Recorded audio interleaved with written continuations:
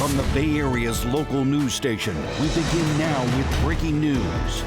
We start with that breaking news tonight. Shots were fired on the campus of San Jose State University. Good evening. I'm Ken Wayne. And I'm Teresa Stasio in for Pam Moore. Right now, we want to go to KRON4's Gail Ong. She is live at San Jose State University for us to give us as much information we know right now. Gail. Teresa and Ken, yes, shots fired here on East San Fernando Street near 4th Street, right in front of San Jose State University's. We're live in San Jose. Gail Ong, KRON4 News. All right, Gail, we'll be checking with you throughout the night. In the North Bay, 3 new lawsuits filed against the city of Vallejo tonight, alleging issues of racial profiling, excessive force, and unlawful arrests. Attorney John Burris says enough is enough. The lawsuits involve young African Americans who Burris says were wrongfully arrested and assaulted by the Vallejo Police Department.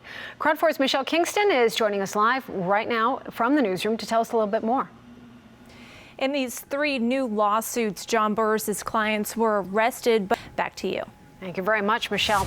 Now to the East Bay. Take a look at this video. It shows a man running after a lift after police say that he kidnapped the driver. He then fires a handgun at the car, striking it repeatedly. Police say that the man seen running is this guy right here, Marcus Dean.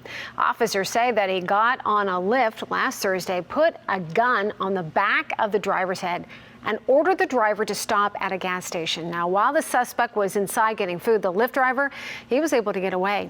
Dean is in jail on suspension of kidnapping and attempted murder.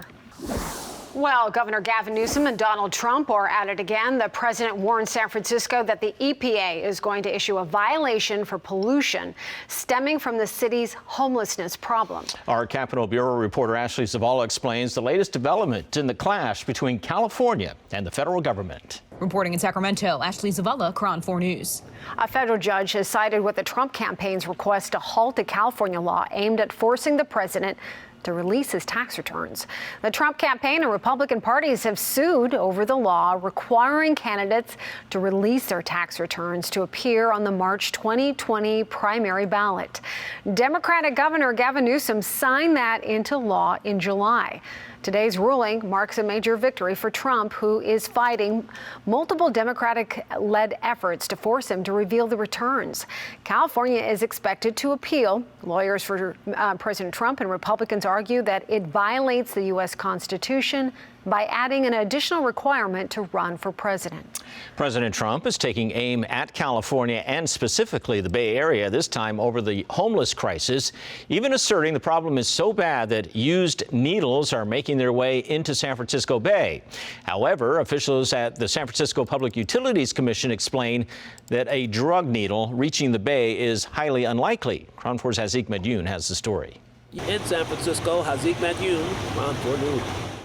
A crew member injured on that dive boat fire is now suing the owners. KRON4's Grant Lotus joins us now with more on this story that is evolving, developing as we speak. Yeah, interesting that the first suit filed is from a crew member and not a family member of someone who died in that horrific tragedy. This crew member was hurt in the fire that killed 34 people that were on that dive boat off the coast of Santa Barbara, and he is suing the boat owner and the company that chartered the vessel.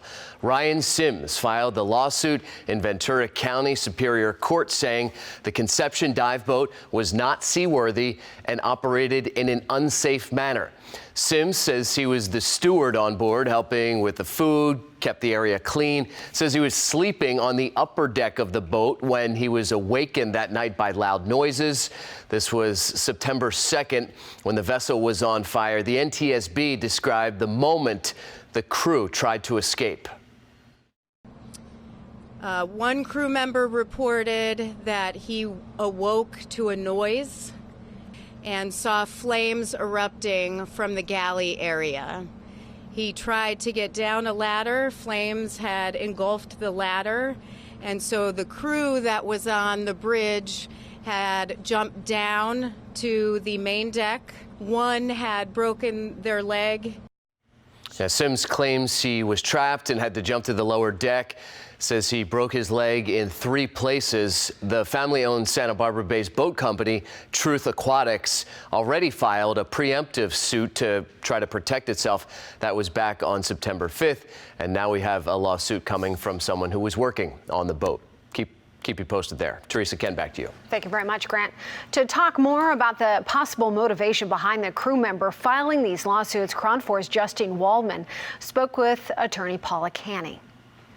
Is this unusual that a crew member would file a lawsuit? What is this crew member trying to do?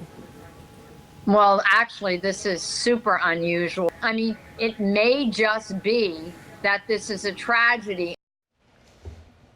This full interview ran on our 24-hour streaming service, KRON4. You can download KRON4 tonight, for more exclusive content. Let's step outside, and I'm told there's a whole lot of gorgeous outside on the Embarcadero, and it does look very nice. Gorgeous night, but I wonder what the temperature is. Yeah. Chief Meteorologist Lawrence Carno with the answer. Yeah, it'll be a little cool in spots overnight tonight, but we're really warming things up. High pressure taking over now, and we're getting ready for the end of summer, the last weekend of summer. Can you believe that? I want to show you a live look outside at San Francisco Airport, where weeks of delays and cancellations are just about ready to come to an end.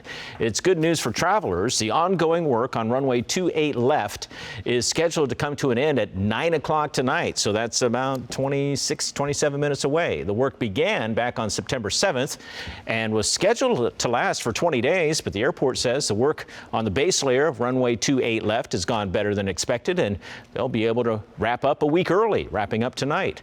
One woman we talked to was thrilled to hear the news, as she says she's suffered through a lot of delays. Oh, I clapped on the plane. Everybody looked at me like, why are you doing that?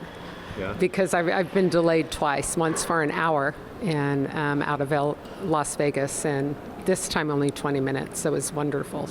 I'm going to be happy when it's reopened.